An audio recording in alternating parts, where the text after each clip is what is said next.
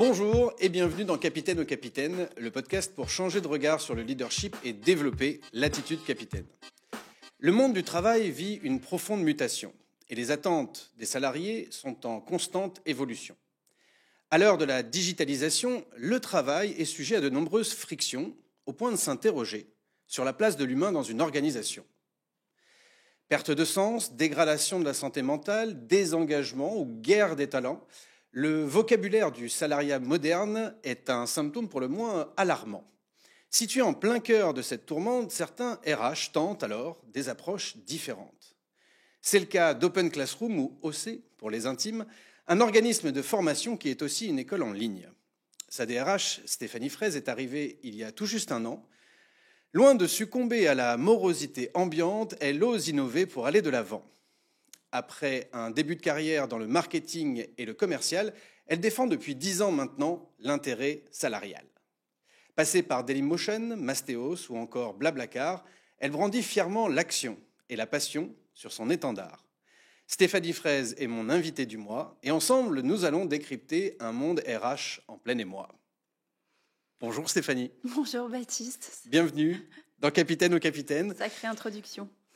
Écoute, on essaye de mettre un petit peu de poésie dans ce monde qui est quand même assez chahuté en ce moment, que ce soit le monde de l'entreprise, mais on enregistre cet épisode aussi à un moment où, d'une manière générale, d'une manière politique, etc., il y a beaucoup d'agitation. Donc on va essayer de prendre un petit peu de distance. C'est la valeur ajoutée un petit peu de ces temps longs. C'est pour ça que j'ai choisi ce format aussi. On s'est croisés tout récemment, finalement, on se connaît très très peu, puisque on s'est croisés au Festival RH qui a eu lieu en octobre, de Mots de Grenier, merci de le rappeler.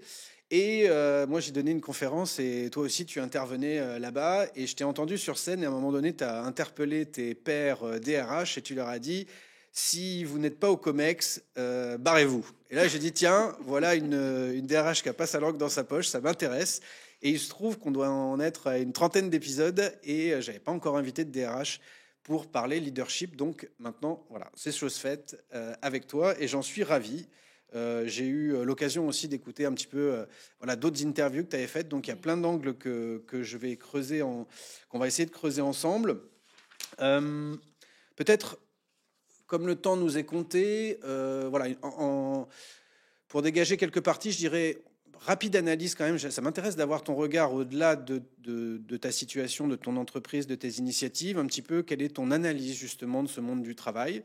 On plongera vraiment, j'ai envie de comprendre la fonction RH. Moi je suis pas, c'est plutôt mes clients, les RH, mais j'ai envie de savoir quelles sont vos problématiques, les enjeux, parce que c'est souvent une fonction qui est chahutée. Moi, je pense qu'elle est centrale, qu'elle n'a pas toujours les moyens. Donc voilà, j'ai envie de t'entendre là-dessus. Et puis, bien sûr, on va parler leadership. Il y a une thématique qui nous plaît tous les deux, c'est cette notion de soft skills ou des compétences comportementales, interrelationnelles. Voilà.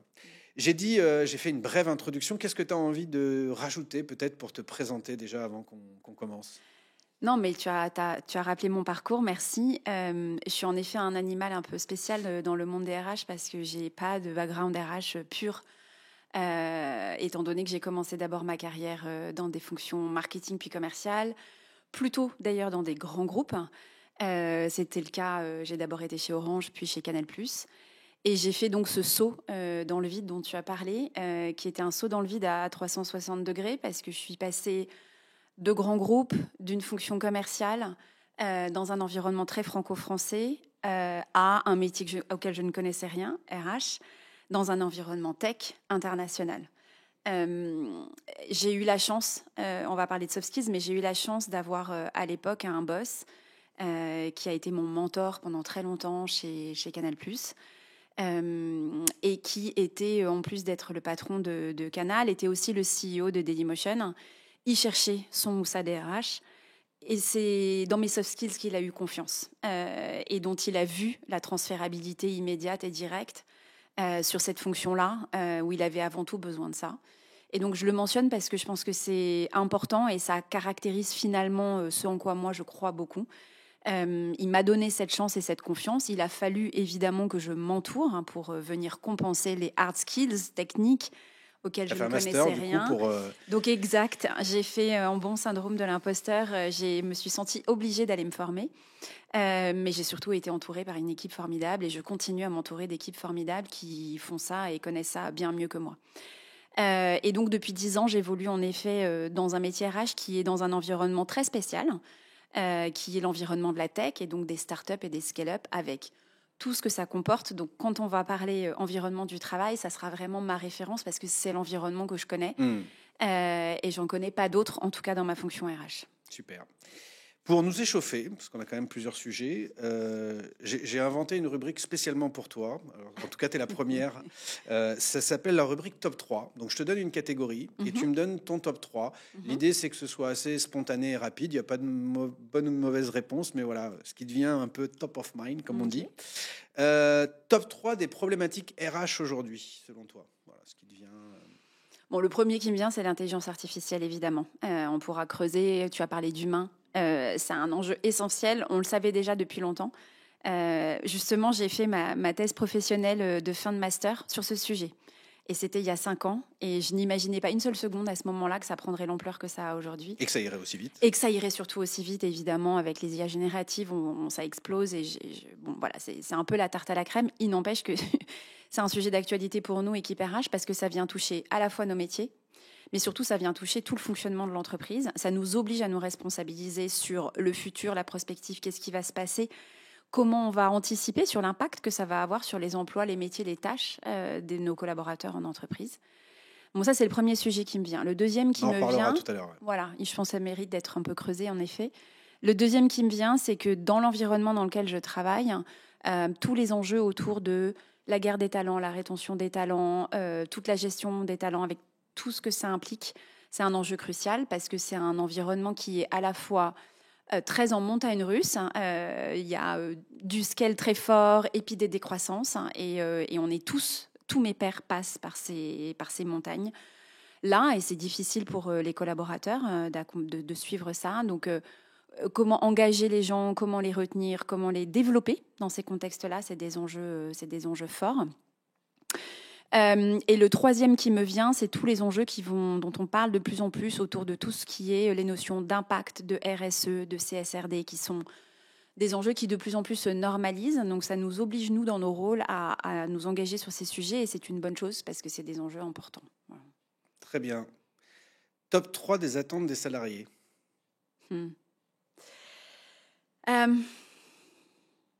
Je dirais que le premier qui me vient, ça tourne autour des sujets de reconnaissance qui va avec les sujets de rétention. On a une vraie problématique en entreprise que d'adresser les enjeux de reconnaissance à la fois de façon homogène pour être équitable dans notre approche de ces sujets et en même temps très personnalisé. Les leviers d'engagement et de reconnaissance des individus sont très propres à chacun. Tout le monde ne va pas fonctionner et être motivé par les mêmes sujets. Donc ça, c'est un premier sujet. Le deuxième, c'est... on parle beaucoup de santé mentale. Hein, c'est un sujet qu'on vient d'aborder, nous, récemment chez Open Classrooms, notamment parce qu'on a initié un partenariat avec Moka, ce qui a posé beaucoup de questions sur quels sont les leviers de santé mentale, et c'est propre à chaque individu. Pour autant, c'est un sujet sur lequel il y a un manque patent de compréhension de ces enjeux et de comment ça marche, ça veut dire quoi. Donc ça, c'est un sujet important. Santé mentale, équilibre vie pro, vie perso, comment mettre en place un environnement qui soit tenable sur le long terme, surtout dans nos environnements qui sont changeants, il y a beaucoup de pression, il faut aller vite, il faut délivrer, donc le contexte est compliqué. Ça, c'est le deuxième. Et le troisième, qui est un sujet que je trouve très compliqué aussi dans nos environnements, c'est le sujet de développement professionnel, de parcours de carrière et de développement des compétences. C'est pas évident dans nos environnements qui sont là aussi très changeants, où on s'attend à ce que les collaborateurs soient un peu multicompétences, adaptables, résilients, toutes ces compétences-là, que de les emmener sur une trajectoire de carrière dans le temps, alors qu'on ne sait même pas quelle sera notre priorité dans 12 mois. Donc mettre en place des grilles, un minimum formalisées qui donnent de la perspective aux collaborateurs, c'est nécessaire, et pour autant nous on a cette nécessité de s'adapter. C'est une attente forte. je trouve. Des collaborateurs qui revient tout le temps, d'ailleurs, quand tu analyses les départs et les raisons des départs. Souvent, ce sujet de perspective de carrière et développement revient. Donc, on n'est pas encore très bon sur ces sujets-là. Après, je comprends aussi dans le contexte, c'est qu'il n'y a pas de visibilité aujourd'hui. Un évident. an, c'est le long terme aujourd'hui. Donc, c'est ça. Faire des promesses d'évolution, c'est compliqué aussi. Pas évident.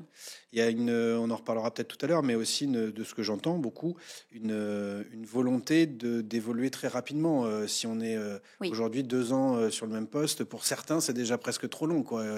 Notamment chez les plus jeunes qui veulent presque tous les 6 mois avoir une sorte d'évolution, de promotion. Donc ça, c'est compliqué à gérer, quoi. C'est un élément de contexte important dans nos environnements. On a des anciennetés, des durées de vie moyennes de nos collaborateurs qui sont assez basses par rapport à ce que moi j'ai pu connaître quand j'étais évidemment chez Orange et même encore chez Canal+, où les taux de turnover étaient très bas et donc les durées de vie étaient plutôt très longues. Donc tu as un temps long aussi d'apprentissage et de montée en compétences.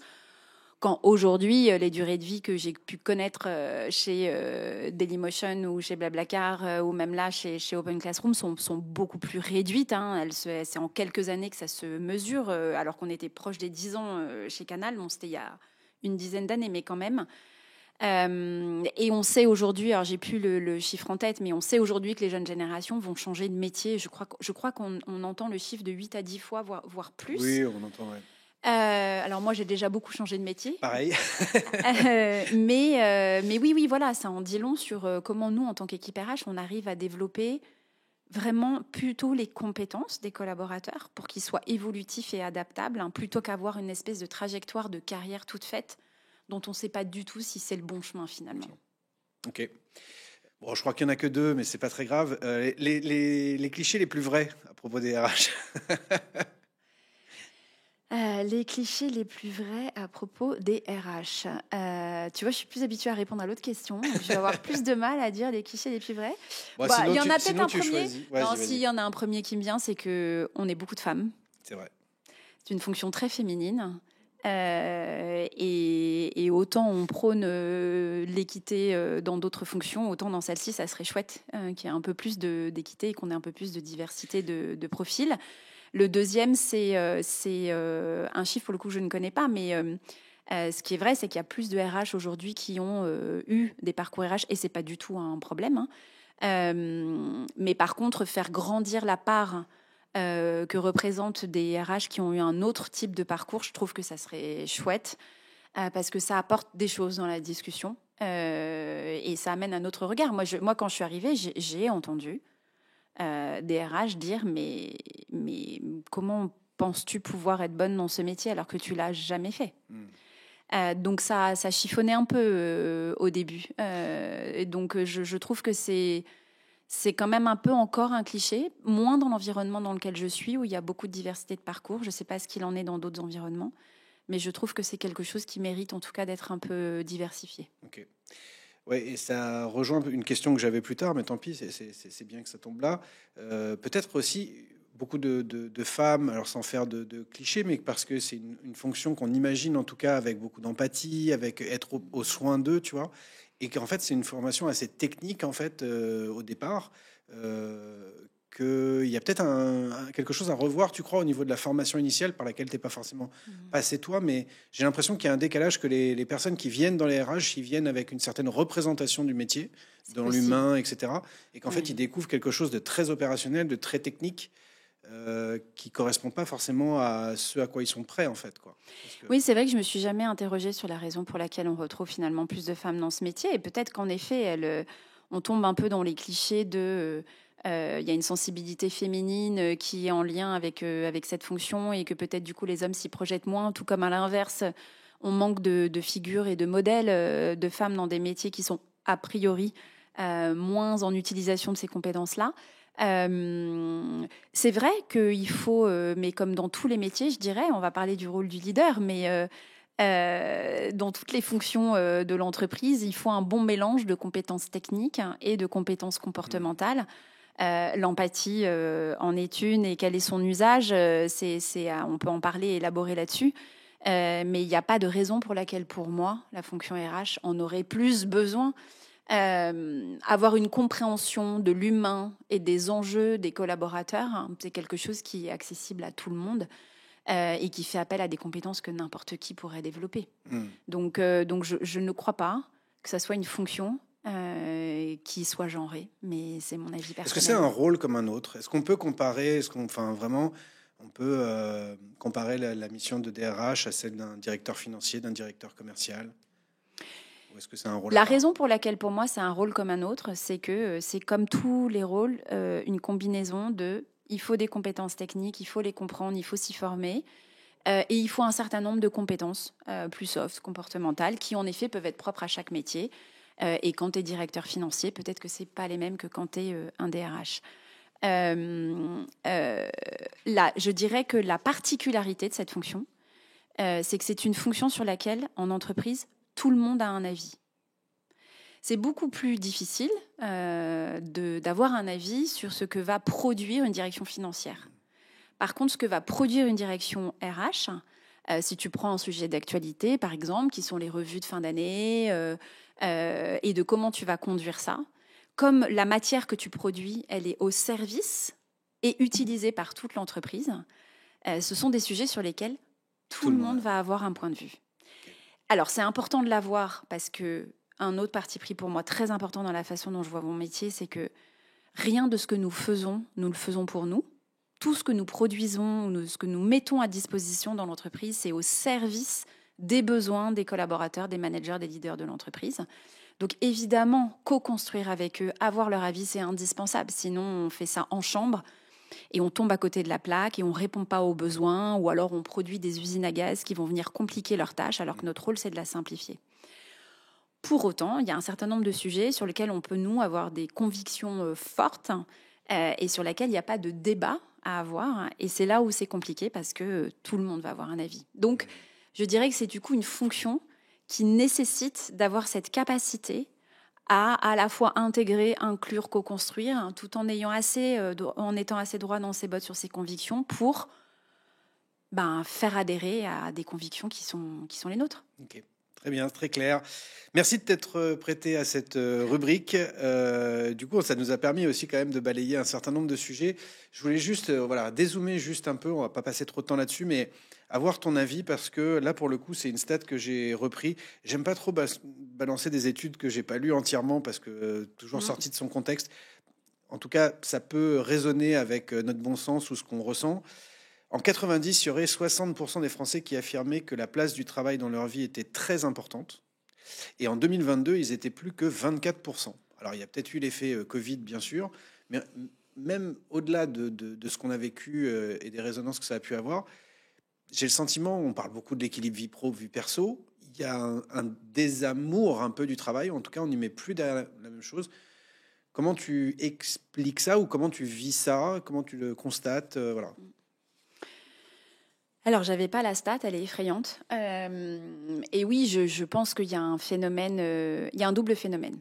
Je pense qu'il y a un phénomène il y a beaucoup plus de place aujourd'hui pour la vie personnelle versus la vie professionnelle. Et donc, cette recherche d'équilibre, c'est un mouvement de société, notamment poussé par des générations qui arrivent aujourd'hui sur le marché du travail et pour qui c'est une valeur essentielle. Donc, ils poussent ce mouvement. Donc ça, c'est un premier élément qui fait que ça devient très prégnant, cet équilibre. La deuxième chose, c'est que je pense que le monde du travail n'a pas été très bon dans le fait d'accompagner les collaborateurs et de leur offrir un cadre de travail qui soit un cadre de travail épanouissant, respectueux, dans lequel ils se développent, dans lequel ils trouvent du plaisir. Donc ça, c'est un deuxième élément et fort heureusement, je constate que c'est quelque chose qui change. Et le troisième, qui est aussi, je pense, poussé par les générations qui arrivent maintenant sur le marché du travail, c'est le sens. On a évoqué ça tous les deux tout à l'heure. Avant de démarrer cet épisode, c'est pourquoi je me lève tous les matins. Et les entreprises n'ont pas toujours non plus, je dirais, mis ça en haut de leur priorité que de donner du sens à la raison pour laquelle tous les jours un collaborateur vient travailler chez eux. Dans l'environnement qui est le mien, et en particulier là chez Open Classrooms, j'ai beaucoup de chance parce que je travaille dans une entreprise qui est une entreprise à mission. Et c'est pas un hasard si je suis là aujourd'hui, parce que comme beaucoup de gens de ma seniorité, j'ai ce besoin-là et cette envie-là qui était moins prégnante il y a quelques années.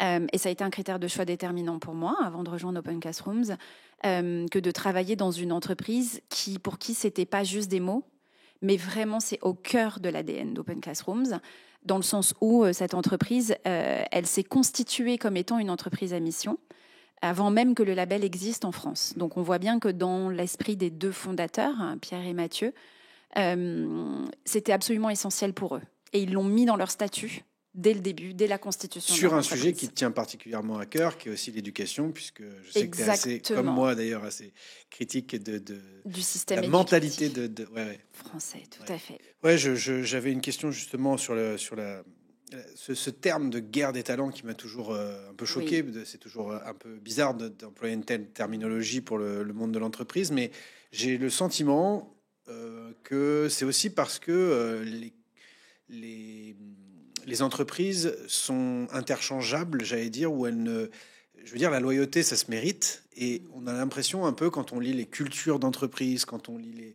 les rapports d'entreprise, que il y a quelque chose qui est assez insipide en fait. Il n'y a pas de choses qui soient fortement marquées, et donc du coup, d'un point de vue salarié, on se dit quitte à travailler pour un tel ou un tel, autant que ça me rapporte le plus. Et il y a ce côté mercenaire qui ressort un peu parce qu'il y a moins cet attachement à la culture. Qu'est-ce que t'en penses, toi? Alors, j'exagère un peu dans non, mon pas constat. du tout. Alors, d'abord, le sujet de la guerre des talents, là où tu as raison, c'est que il est particulièrement prégnant dans mon environnement, c'est indéniable. Il est prégnant évidemment sur des fonctions très dites tech, donc tous les métiers des développeurs, de la data, dans tous ces métiers-là sur lesquels il y a plus de demandes que d'offres. Donc évidemment, ce sont des fonctions qui sont très courtisées. Maintenant, ça a été très vrai il y a, je dirais, 2-3 ans. Ça l'est quand même un peu moins aujourd'hui, ne serait-ce que parce que globalement, c'est un environnement qui est un peu bousculé et qui est un peu moins en croissance qu'il ne l'était. Et c'est ça, parce que la raison pour laquelle c'est un environnement qui l'est un peu moins, c'est qu'on est rentré dans des logiques maintenant de rentabilité. Faut gagner de l'argent. Et c'est une bonne chose. Enfin, en tout cas, moi, je considère que c'est une bonne chose. Du coup, ça a calmé quand même un peu le jeu. Et ça permet aussi de nettoyer un peu et de s'assurer que maintenant, on a des entreprises qui... voilà. Donc, nous, on est engagés sur cette voie-là aussi. Et je pense que c'est une bonne chose. Donc oui, il y a un environnement concurrentiel. Donc ensuite, du coup, donc c'est une réalité qu'on a cette guerre entre guillemets. Pour moi, le premier élément de différenciation, ça va être la mission, ta culture, ton ADN. C'est une évidence. J'ai eu la chance de travailler chez Blablacar, qui était déjà une entreprise qui n'était pas une entreprise à mission, mais dont la mission était clairement affichée. Donc avec un engagement des collaborateurs derrière cette volonté d'améliorer le carbone footprint dans nos usages au quotidien très fort. Aujourd'hui, les salariés chez Open Classroom sont avant tout drivés par l'engagement derrière rendre l'éducation accessible. Et c'est très touchant. Enfin, franchement, c'est une des choses qui m'a le plus touchée quand je suis arrivée. Je le suis encore tous les jours, franchement, de voir à quel point nos collaborateurs sont animés par cette envie et cette conviction qu'on joue un rôle sur la société. Et ça, c'est très chouette. Pour autant, ça ne nous dispense pas de nous attacher à répondre aux besoins et aux attentes de tout le monde. Et c'est là où ça devient un peu plus compliqué parce qu'il y a tous les éléments dits génériques de l'expérience collaborateur que tu proposes. Il y a tous les avantages que tu peux proposer qui vont un peu te différencier, mais la réalité, c'est qu'on propose tous plus ou moins la même chose. Nous, on est une entreprise en remote first. Donc, on a cet avantage-là et c'est pas mal parce qu'il y a pas mal d'entreprises qui reviennent un peu dessus. Donc, ça reste un avantage important.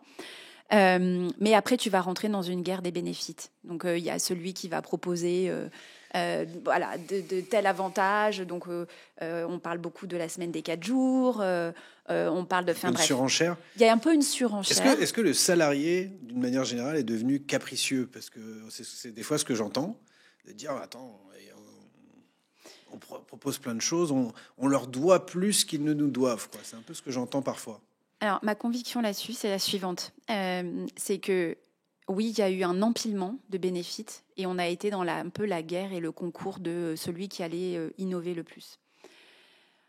pour moi, c'est OK si tu as au préalable sécurisé la base du contrat que tu as avec ton collaborateur. Et la base du contrat que tu as avec ton collaborateur, ça commence par ce que j'ai évoqué tout à l'heure, c'est est-ce que je lui donne son contrat en temps et en heure. Il n'y a pas d'erreur dans ce qu'on fait. On compte bien ses jours de congé. On le paye correctement. On fait pas, tu vois, enfin, ça paraît basique, hein, mais parfois on perd un peu le sens des choses basiques. Ça, c'est déjà le premier élément. Le deuxième élément, c'est est-ce que j'ai pu accompagner les managers? Est-ce qu'ils sont formés pour être capables de gérer leurs équipes au sens leur dire ce qu'ils ont à faire, que ça soit clair, que ça soit monitoré tous les mois, que si ça se dévie, est-ce que les managers sont équipés pour accompagner les collaborateurs, pour identifier ce dont ils ont besoin, pour atteindre leurs objectifs, pour grandir dans leur métier? Est-ce que dans l'organisation du travail, ils ont les outils qui vont bien? Est-ce que la culture leur permet d'avoir le droit à l'erreur, de s'exprimer, de poser des questions, Tout ça, c'est ce que je considère être le contrat de base. Donc après, c'est bien d'avoir des bénéfices, évidemment. C'est ce qui va te permettre de te distinguer, mais je m'en parle pas beaucoup et souvent de tout le reste, alors que pourtant, pour moi, c'est essentiel. Parce que c'est tout ce qui est plus indicible, plus implicite, et qui pour autant fait ton expérience de tous les jours. Donc après, tu as bien sûr des éléments majeurs. Le remote en fait partie. Aujourd'hui, c'est un sujet qui fait débat. Et je dis pas que c'est un sujet facile du tout. Nous sommes une entreprise en remote first. Est-ce qu'on est en succès sur cette organisation aujourd'hui? Je dirais que pas complètement. Je ne crois pas qu'on ait encore mis en place tout ce qu'il faut pour réussir, avec tout ce que ça implique en termes de culture de l'écrit, en termes de capacité. Pardon, excuse-moi, on va creuser là-dessus. Pour clôturer le sujet sur lequel on était, je dirais, enfin, la réponse que je donne en général, c'est de dire que ces sujets de salaire, de bénéfices, etc., sont les plus prégnants quand l'essentiel n'est pas là. Et que tu parlais du besoin de reconnaissance et que parfois c'est un étendard qu'on agite symbolique pour dire, comme je suis en souffrance, au moins, autant que j'ai une contrepartie qui m'aille bien. Mais voilà, c'est ce que je pense aussi. Qui peut se passer dans certaines organisations, et ce sujet de la reconnaissance, il est central. J'ai fait ma petite enquête, donc effectivement, vous avez ce principe remote first qui, pour le traduire, et de ce que je comprends, c'est dès que c'est possible, on fait d'abord et avant tout du remote. C'est ça? En fait, il n'y a pas d'obligation de venir physiquement dans un lieu. Il n'y a pas d'obligation. Donc, en fait, c'est ouvert. Nous avons des bureaux à Paris. Nous proposons des espaces de coworking à nos collaborateurs dans différentes villes de France. On a un partenariat avec un partenaire qui donne accès à des salles à des espaces de coworking. Donc, ils peuvent y aller, ils s'y retrouvent. On organise régulièrement des événements. Des team events, c'est ça? On organise dans des endroits sympas, dans ce que m'a dit. On organise des événements. Alors, on a une fois par an ce qu'on appelle la classe verte, qui est un moment très fort chez Open Classrooms. Et pour l'en avoir vécu un qui est en effet assez incroyable. J'ai vécu beaucoup de séminaires d'entreprise. Je dois avouer que celui-là a été particulièrement fort. Donc ça, c'est un événement fort et on en a plusieurs tout au long de l'année par lesquels les collaborateurs se retrouvent en région, en fait. Donc en Île-de-France, les collaborateurs viennent dans nos locaux parisiens et sinon, ils se retrouvent dans des hubs régionaux. L'organisation de base, c'est tu es en remote, donc tu peux travailler de n'importe où. Tu n'as pas d'obligation de venir au travail.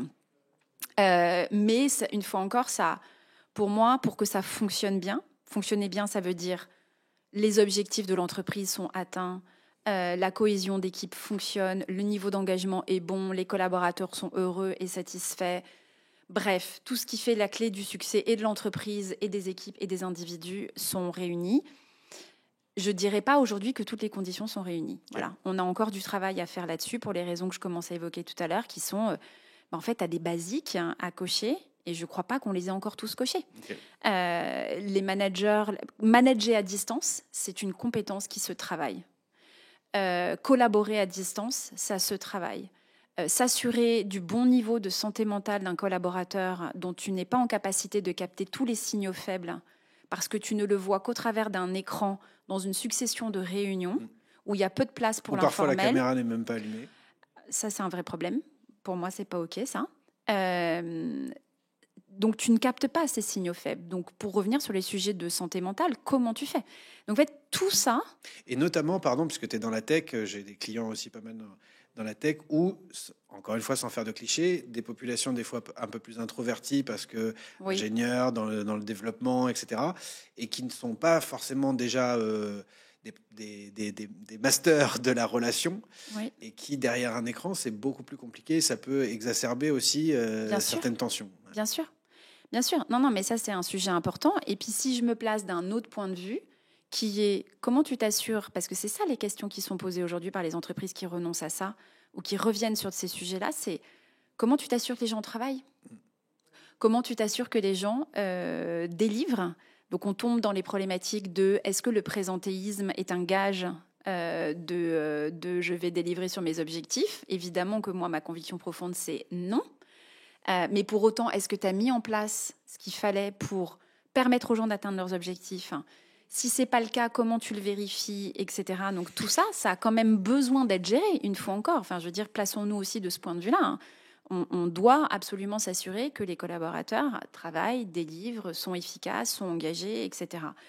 Et après, tu as tous les sujets un peu de comment tu crées un collectif. Et honnêtement, pourquoi est-ce qu'on a des regroupements plusieurs fois par an, et en particulier cette classe verte, au moins une fois par an? Parce que c'est nécessaire. C'est pas parce qu'on est une entreprise en remote first qu'on pense que la rencontre physique n'a pas de valeur. Si elle en a. Elle en a et il faut en avoir. C'est essentiel. Vous avez aussi des récrés hebdomadaires, des réunions interservices et des grandes récrés mensuelles. Comment ça se organise, ça? Il y en avait une hier, je crois. Tout à fait.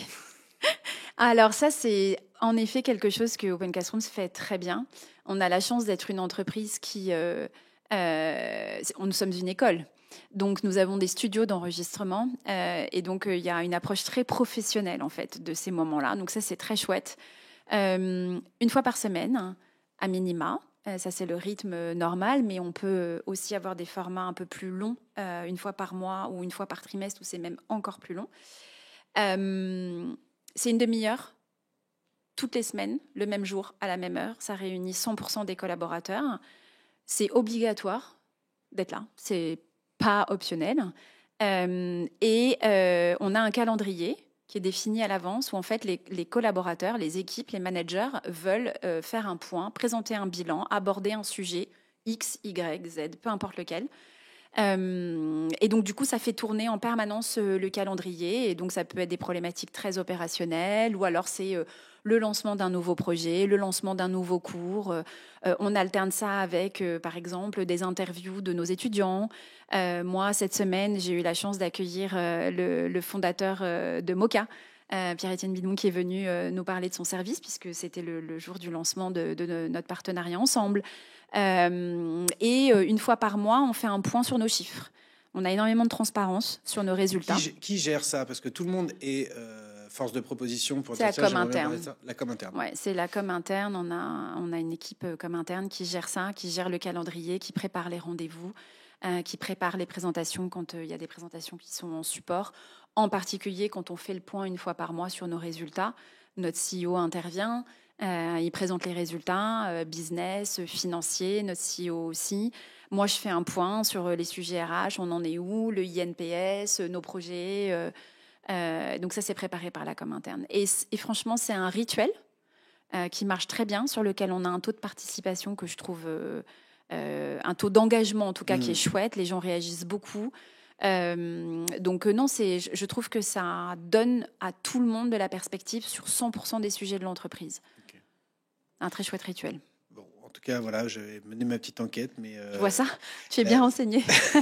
Non, mais c'était assez. Le retour était assez intéressant parce que la personne, je te dirai en off de qui il s'agit, mais, me disait que même si elle était en 100% remote, elle avait le sentiment, un vrai sentiment de cohésion avec le reste de ses. C'est très vrai.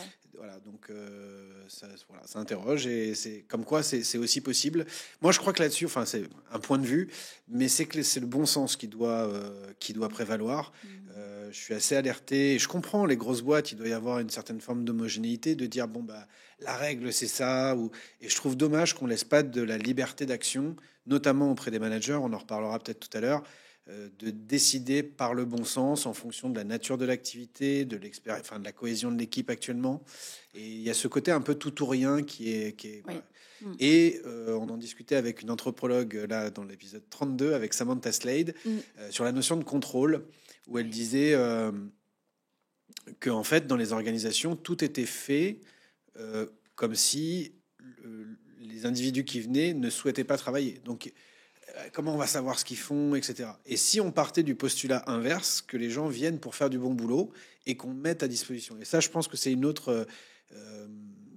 autre paradigme à apporter. Mais ouais, moi, je sens encore des frictions, si tu veux, entre les vieux modèles qui persistent un peu, tu vois. Moi, je comprends pas qu'on parle autant d'agilité, de coopération, tu vois, et qu'on ait encore des objectifs individuels, parce que c'est dis-moi comment tu me mesures, je te dirai comment je me comporte. Donc, pourquoi coopérer avec le département d'à côté si je ne suis pas reconnu pour ça financièrement et même voilà. Donc, voilà, je sens qu'on est dans une période transition, c'est peut-être un mot qui est peut-être pas assez fort, mais voilà, entre deux eaux où l'entreprise elle a du mal à se situer complètement ou à se réinventer en profondeur. Je pense qu'il y a des changements qui méritent d'être un petit peu plus radicaux, mais c'est difficile parce qu'on peut pas tout faire en même temps, quoi.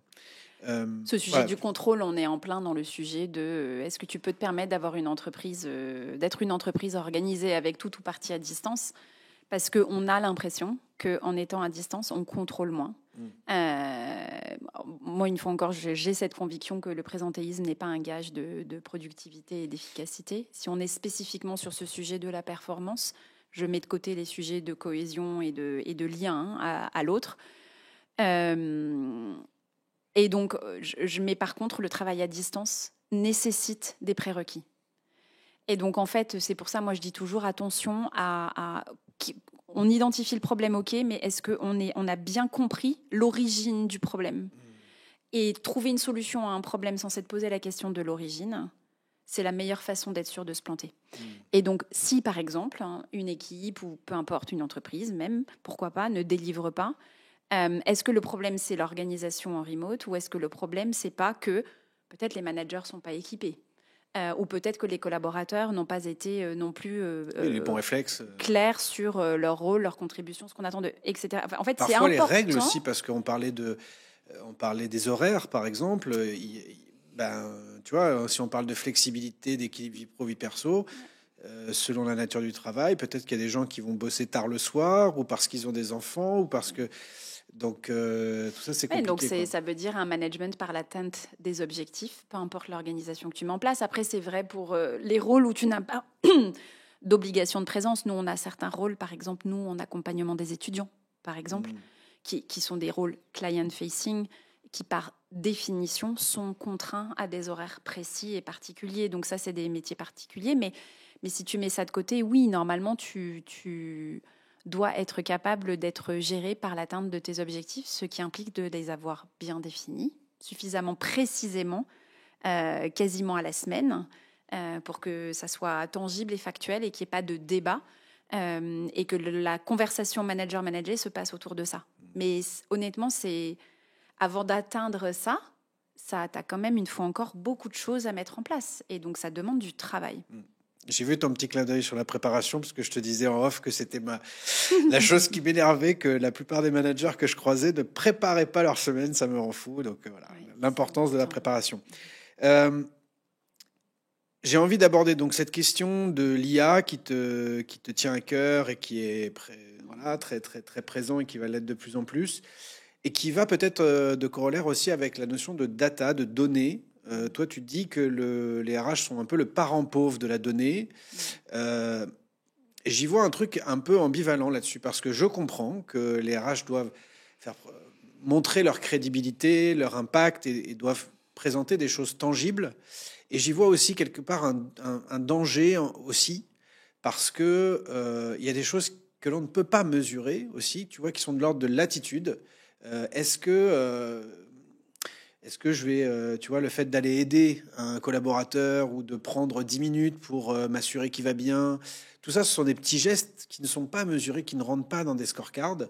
Et parfois, je me dis que ça décourage aussi, tu vois, certains comportements, pour le coup, très relationnels, très humains, très coopératif parce que ça rentre pas dans la scorecard, etc. Donc voilà, je te livre ça. C'est quoi l'enjeu des données?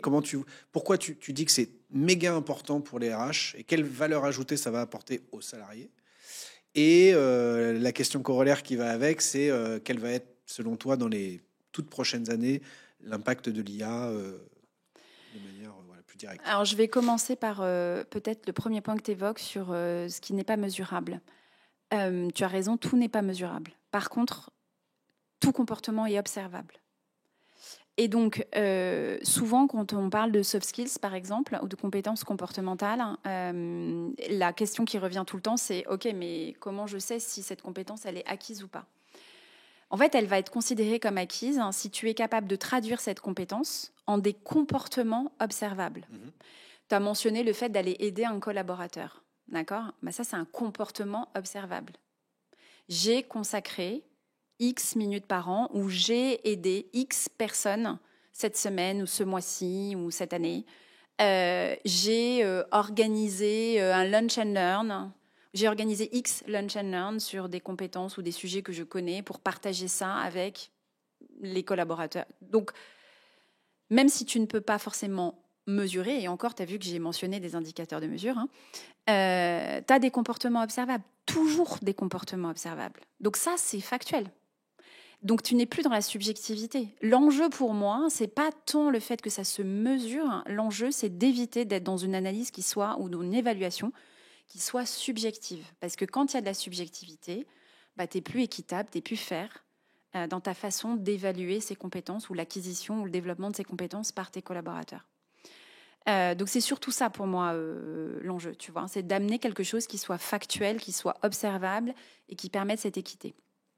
Donc ça, c'est le premier point. Le deuxième sur la data, c'est que oui, en effet, je trouve que les RH ont souvent pâti par le passé, c'est de moins en moins vrai, par le fait qu'elles n'amenaient pas de rationnel à leurs recommandations. Or, il y a matière à le faire. Pour pouvoir le faire, il faut en effet être capable de mesurer. Par exemple, si je prends le sujet de l'engagement, aujourd'hui, il y a un outil qui s'est beaucoup démocratisé, qui est la mesure du INPS, donc du NPS collaborateur. Net Promoter Score, pour ceux qui Net connaissent Promoter pas. Score. En gros, je caricature, mais pour ceux qui ne connaissent pas, est-ce que je me sens bien dans mon entreprise? Est-ce que je la recommanderais? Est-ce que je serais ambassadeur de mon... Exactement. Donc, bien sûr qu'il ne faut pas, ça a une valeur de mesure. Ce qui est intéressant, c'est de constater son évolution. Ce qui est intéressant, c'est de constater les disparités par équipe. Et ça, c'est des éléments hyper tangibles, en fait, parce que si tu vois que ton INPS est dans une courbe ascendante ou descendante, bien sûr que tu vas en tirer des conclusions. Si tu vois qu'il y a des disparités très fortes par équipe, tu vas te dire, OK, alors attention, là, peut-être dans cette équipe, il y a un sujet. Et on va aller le regarder et on va aller le creuser. Donc, à quoi ça te sert, la data? C'est un exemple, mais je pourrais en prendre d'autres. Mais ça te sert à, premièrement, mesurer où tu en es sur un item donné. Ça te permet de prioriser tes actions. Ça te permet de justifier pourquoi tu vas aller investir du temps ou de l'argent s'il s'agit d'une action qui requiert une dépense. Et voir in fine, peut-être pourquoi pas, même développer un ROI. C'est-à-dire, en gros, qu'est-ce que j'ai gagné à investir ce budget. Et donc, je trouve que c'est hyper important que d'amener la fonction RH, comme toute fonction. On a débattu tout à l'heure de est-ce que la RH est une fonction comme une autre dans l'entreprise. Je t'ai répondu que oui. Et en fait, pour ces mêmes raisons, ça viendrait à l'idée de personne de ne pas mesurer un certain nombre d'actions au marketing et au commercial. Pourquoi la fonction RH ne le ferait pas? Je trouve que c'est hyper important. Le deuxième point, c'est que si tu veux travailler efficacement avec et pour tes collaborateurs, tu vas avoir besoin d'un minimum de chiffres. Exemple, sur le sujet des compétences, on a un enjeu petit à petit, c'est quelque chose que je n'ai pas encore pu mettre en place, mais que j'aimerais faire, c'est justement de pouvoir mesurer les compétences maîtrisées par les collaborateurs et d'être capable, et il y a beaucoup d'outils sur le marché dans la tech RH qui proposent ça, c'est de pouvoir faciliter les montées en compétences, de pouvoir faciliter les mouvements de carrière et les mobilités internes en étant capable d'associer les compétences requises, par exemple, sur un poste qui s'ouvre avec celles de collaborateurs qui sont présents dans l'entreprise.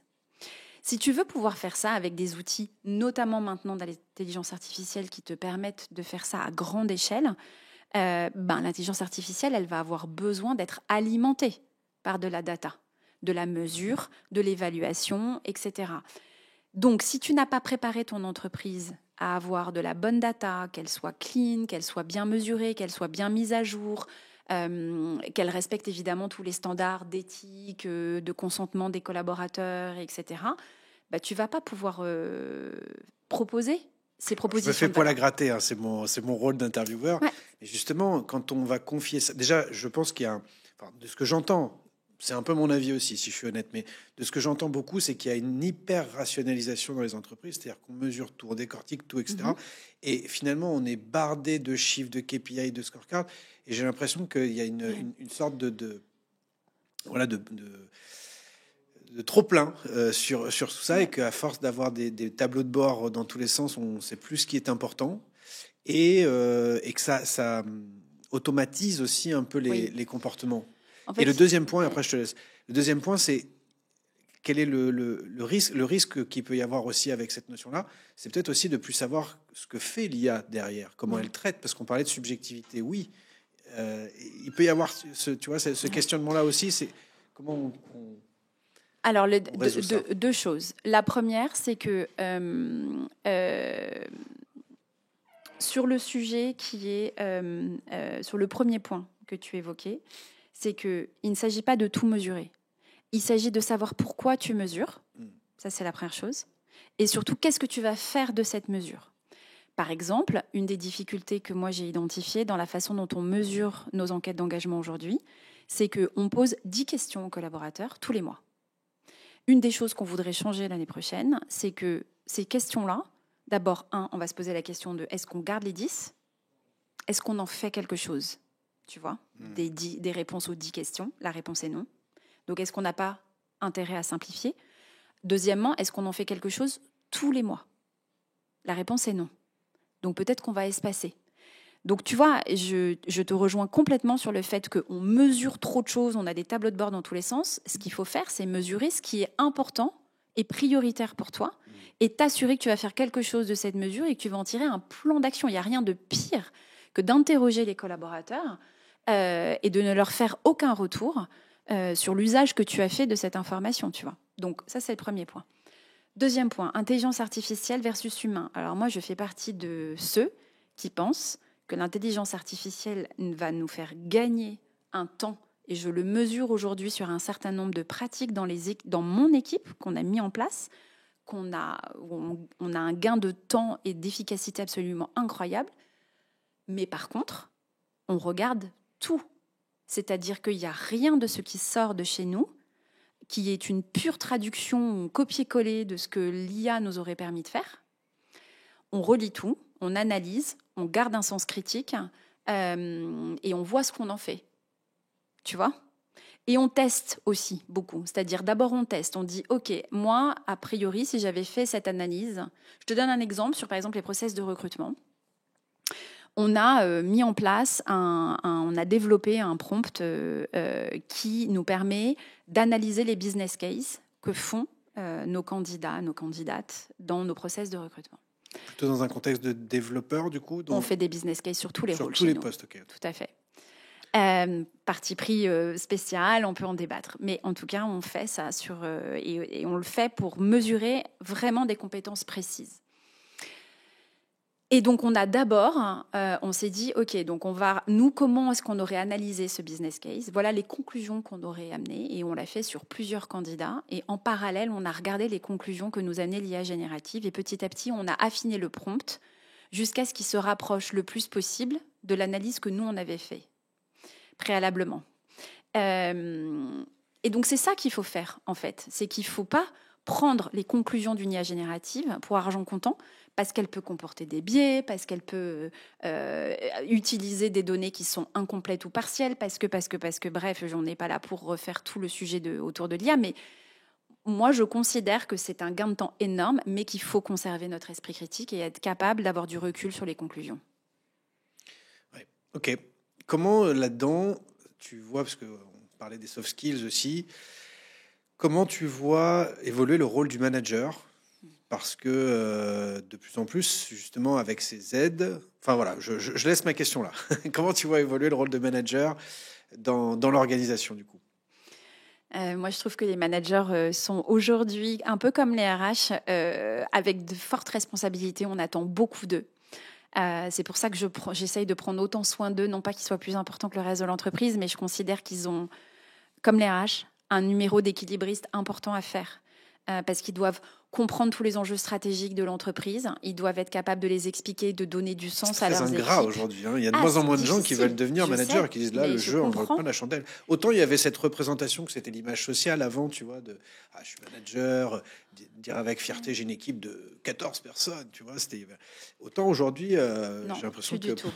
Plus du tout. Et c'est vrai qu'ils ont ce numéro d'équilibrisme. Ils doivent à la fois atteindre leurs objectifs, ceux de leur équipe, emmener l'équipe, gérer l'individu, gérer le collectif. Donc, c'est des responsabilités importantes. Avec peu de marge de manœuvre, de ce que j'entends d'habitude aussi. Alors, ça, c'est un sujet très important. Et d'ailleurs, c'est la raison pour laquelle il y a beaucoup d'entreprises qui ont revisité complètement leurs modèles managériaux et qui réinventent petit à petit des rôles qui sont un peu différents, qui ne sont pas des managers au sens pur et théorique du terme de « j'encadre une équipe ». Mais qui découpe finalement les casquettes du manager, parce que manager, ça veut dire plein de choses très différentes qui vont de, comme je l'ai dit, c'est je redescends les informations, je donne du sens, j'explique les enjeux de l'entreprise et comment mon équipe contribue à ça, mais je traite aussi l'individu et je traite le collectif, c'est de constituer l'équipe et la cohésion d'équipe. Donc c'est des casquettes différentes. Donc tu peux aussi imaginer découper ce rôle, de ne pas avoir le manager classique qui gère une équipe, mais de dire, voilà, il y a le rôle de celui qui définit les objectifs et les monitors au quotidien, il y a celui qui gère plutôt la cascade, redescente d'infos, etc. Donc c'est une possibilité. Mais oui, donc comment je vois évoluer ce rôle-là, moi, je trouve que c'est important d'investir dedans. C'est pour ça que c'est un des trucs que je fais à chaque fois que j'arrive, c'est OK, c'est quoi le modèle de management qui existe? Est-ce qu'on est tous alignés dessus? Est-ce que ça convient à tout le monde? Est-ce que c'est le bon? Et on forme, on investit. Et une fois encore, on investit parce que c'est ce qui va être le plus, de mon point de vue, au service à la fois de l'entreprise et des enjeux des individus. Parce que c'est celui qui réunit cette double problématique et qui va pouvoir la cascader le plus largement possible. Moi, RH, je ne peux pas avoir quelqu'un derrière chaque individu. Par contre, lui, le manager, il démultiplie les effets de son management sur son équipe, qu'il ait 2 ou 10 collaborateurs, ou 20 ou 30. Il va pouvoir cascader à grande échelle. Donc, c'est indispensable. Donc, pour moi, c'est un rôle, dans sa composition classique telle qu'elle existait avant ou telle qu'elle est réinventée aujourd'hui dans des entreprises plus agiles, peu importe, c'est un rôle dans lequel il faut absolument investir et qui me semble absolument clé.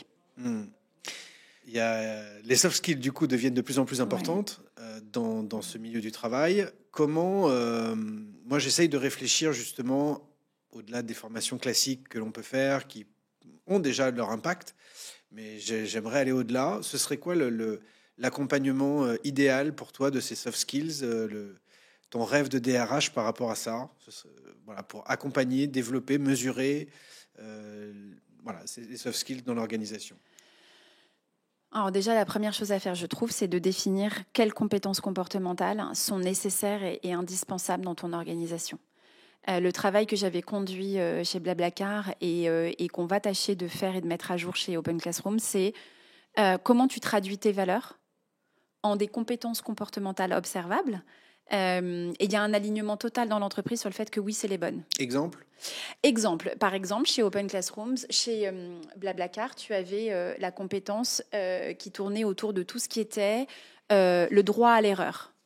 Évidemment, je ne vais pas me souvenir du terme qui était utilisé, mais c'était test, learn, enfin je ne sais plus exactement quelle représentation elle avait, mais en gros, c'était ça.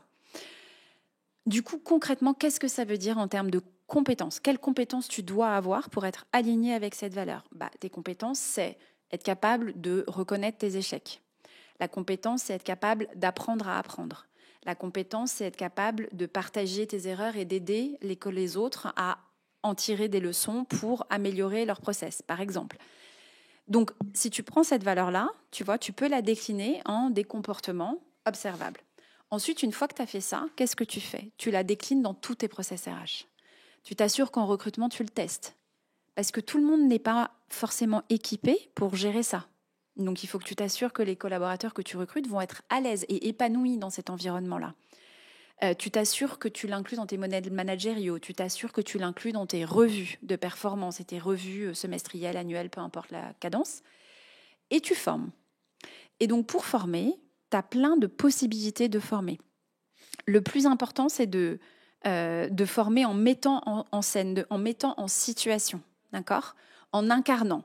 Je te reprends l'exemple de Fail, Learn, Succeed. Elle m'est revenue, Fail, Learn, Succeed. Rôle modèle, ça commence par ton codir. Et donc, chez Blablacar, tu avais une formalisation qui était faite quand il y avait des sujets importants sur lesquels il y avait eu de l'erreur ou même de l'échec.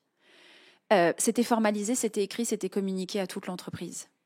Ça, c'est un exemple très concret de tu forces en fait tout le système à fonctionner, à opérer comme ça. Et l'apprentissage se fait naturellement en fait. Parce que le mouvement, le système t'emmène dans cette mise en mouvement, dans cet apprentissage par le faire. Après, bien sûr que tu as des formations aussi. Alors là, des formations selon les compétences que tu souhaites développer, il y en a plein. Mais je crois beaucoup à la mise en situation. Je crois beaucoup à l'accompagnement managérial. C'est pour ça que c'est très important que tu intègres ça dans ton modèle managérial et que tu t'assures que les managers font opérer leurs équipes à l'aune de ces valeurs et de ces soft skills. Mais pour moi, ça doit être propre à chaque organisation. Il n'y a pas 10 soft skills qui sont valables pour tout le monde. Sinon, tu n'es pas aligné avec ta culture et ton ADN profond. Et donc, c'est propre à chaque entreprise. Ok. Donc, bien repérer les comportements que l'on veut en lien avec les valeurs et les suivre tout au long du processus dès le recrutement. Je trouve intéressant qu'on commence à parler seulement de recrutement par les compétences parce que pour moi, ça paraît évident, mais Alors ça, c'est un sujet sur lequel Open Classroom se positionne à fond. L'entretien et le CV, waouh. Bien sûr.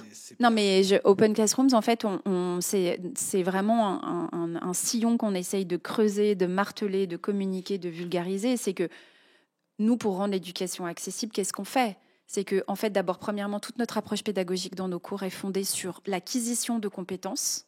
C'est très, très fort dans notre approche pédagogique. Et c'est culturel déjà. C'est complètement ancré dans notre ADN. Et donc, et ça rejoint le sujet des compétences transférables dont je t'ai parlé dans mon cas personnel. On a la conviction que n'importe qui peut faire n'importe quel métier à partir du moment où il en maîtrise les compétences et où les compétences qu'il avait acquises précédemment dans un précédent métier sont transférables sur un nouveau métier.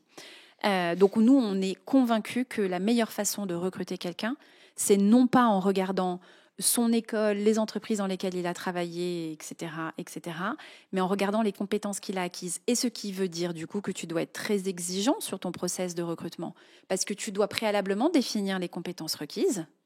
Tu dois définir comment, précisément, factuellement, tu vas les identifier pendant ton process et que tu vas pouvoir les analyser de façon objective pour prendre une décision objective. Donc ça, c'est exigeant. C'est très exigeant comme processus. Et tu vois, je revenais 2 secondes en arrière sur le sujet des valeurs qu'on a évoqué tout à l'heure, pour te donner un exemple aussi de compétences. Nous, on a une de nos valeurs chez Open Classrooms qui est Tell it as it is. Donc ça veut dire en gros être capable de dire les choses avec sincérité et authenticité. Et pour te donner un exemple très concret, quand je te parlais tout à l'heure de transparence, nos résultats sont partagés, on a notre rituel avec la récré toutes les semaines. Ça, c'est une sorte de droit au but, quoi, de pas embaumer les choses et de dire les choses franchement, quoi. Avec bienveillance, si on peut utiliser ce terme, certes galvaudé, mais pour autant qui dit bien ce qu'il a à dire. Une de nos autres valeurs, c'est le care. Et le care, c'est ça aussi, c'est on se dit les choses, mais on le dit avec respect. Voilà. Okay. Et donc nous, dans nos processus de recrutement, on a cette double composante de à la fois on est exigeant, business case pour tout le monde, mais on est factuel, on est objectif, et quand on débriefe nos candidats ou nos candidates, on le fait avec des éléments objectifs et avec respect et bienveillance, mais on dit les choses. Très bien. J'ai envie de continuer, bien sûr, pendant des heures, mais on va, je crois, se faire virer du studio. En tout cas, ça m'intéresse. Je te dis, je réfléchis sans avoir à réinventer la roue, mais à voir comment on peut inventer des nouvelles modalités qui vont dans le sens des tendances et des besoins actuels. Donc voilà, je te tends la perche. Ça me ferait plaisir qu'on continue à y réfléchir ensemble. J'ai 2 questions signature. Je crois que comme tu es une pro de la préparation, je te les avais données en avance. Donc 3 inspirations que tu as envie de partager avec nous. C'est pas forcément sur les RH, c'est vraiment très libre. Quelque chose qui t'a marqué. Ça peut être des livres, un documentaire, une conférence, peu importe. Oui, alors évidemment, j'y ai réfléchi et j'ai préparé, donc je vais te dire ce qui m'est venu. Dans les livres récents dans l'environnement RH qui m'ont marqué, il y a le livre coécrit par Pierre Monclos et Michel Barabel qui s'appelle « Quand les startups scale-up et licornes réinventent les RH ». Je trouve que c'est un livre important parce que justement, il va explorer tous les bénéfices dont on a parlé tout à l'heure, mais pas que. Et il va justement un peu s'attacher à des pratiques solides, fondamentales, qu'il faut pouvoir mettre en place. Et notre environnement est propice à beaucoup je trouve, de belles expériences à partager. Donc c'est un chouette livre. Dans un domaine qui n'a rien à voir avec les RH, moi j'ai en ce moment quelqu'un que je suis qui m'inspire beaucoup autour des enjeux de... ne pas ruminer le passé, ça va faire le lien avec la compétence, comment on est capitaine de sa vie que tu vas ensuite me poser, mais de comment apprendre de son passé et de comment cultiver la richesse des instants présents et ne pas anticiper sur le futur, qui est un chemin, en tout cas personnel, auquel moi je tiens beaucoup. Et donc je pense à Olivier Goy et à notamment le documentaire qu'il a fait qui s'appelle Invincibilité. Je ne sais pas si tu connais. Non. C'est quelqu'un qui est atteint de la maladie de Charcot et qui a décidé de faire de sa maladie un vecteur pour parler de ça, notamment de ce que je viens de te dire, de comment cultiver l'instant présent et en faire une richesse et être heureux avec ça. Et il en a fait un documentaire et c'est devenu un personnage public qui intervient dans beaucoup et je trouve évidemment, je le trouve très inspirant. Et je recommande à tout le monde de regarder ce documentaire. Et enfin, le dernier, qui n'a rien à voir, qui est d'un domaine beaucoup plus personnel, mais je suis, depuis 20 ans, je fais énormément de yoga et de méditation. Et donc, je voudrais mentionner la personne que je suis au quotidien, qui s'appelle Delphine Marie, et qui est, je trouve, quelqu'un qui a une très belle approche de cette activité, avec la richesse de ce que ça inclut. Voilà, et qui propose des cours à la fois gratuits sur sa plateforme et qui, je trouve, est une pratique très inspirante. Qu'on peut trouver sur YouTube. Sur YouTube, ouais, tout simplement. Et ensuite, Delphine Marie, c'est ça ? Delphine Marie, et ensuite elle a son studio dans lequel elle propose des cours sur plein de thématiques. Elle a une approche que je trouve... j'ai fait le tour de beaucoup de professionnels dans ce domaine, et je trouve que c'est celle qui a le meilleur équilibre dans toutes les composantes du yoga et de la méditation. Voilà. Très bien. Rien à voir avec les RH et la tech. Bon, c'est noté. Merci pour ce partage. Donc, tu l'as dit déjà, tu auras le mot de la fin sur la question qu'est-ce que c'est pour toi être capitaine de sa vie ? Tu as le droit de tordre la question un petit peu si tu veux. Merci pour ces échanges, de ton honnêteté, de ta franchise. Juste pour te laisser réfléchir et préparer ta réponse, juste le temps pour moi, bien sûr, de remercier auditrices et auditeurs qui ont écouté cet épisode jusqu'au bout. Si vous le découvrez ou si c'est pas encore fait, je le redis bien sûr, pensez à vous abonner. C'est important pour nous en tant que créateurs de contenu d'avoir un peu de visibilité auprès des algorithmes, mais surtout partagez-le à des personnes qui pourraient en avoir besoin, verbalement, à la machine à café. Voilà, partagez ce podcast sur le leadership. Je te laisse le mot de la fin en te remerciant encore une fois. Une actualité peut-être sur Open Classroom, quelque chose que tu voulais partager, ou il y a des cours d'accès en libre service ? Oui, je peux mentionner un cours très utile qu'on a tous fait chez Open Classrooms, qui est un cours de l'un de nos fondateurs, Mathieu Nebra. Il y en a 2 sur en apprendre et en savoir plus sur ce qu'est l'intelligence artificielle. Okay. Et il y en a un autre très pratico-pratique, très concret, j'invite vraiment tout le monde à le faire, qui est comment prompter en IA générative. Ah, excellent, je vais aller regarder ça. Et j'ai créé mon compte, donc je vais pouvoir aller regarder ça. Bien. Merci beaucoup, je te laisse le mot de la fin. Qu'est-ce que c'est pour toi, Stéphanie, être capitaine de sa vie ?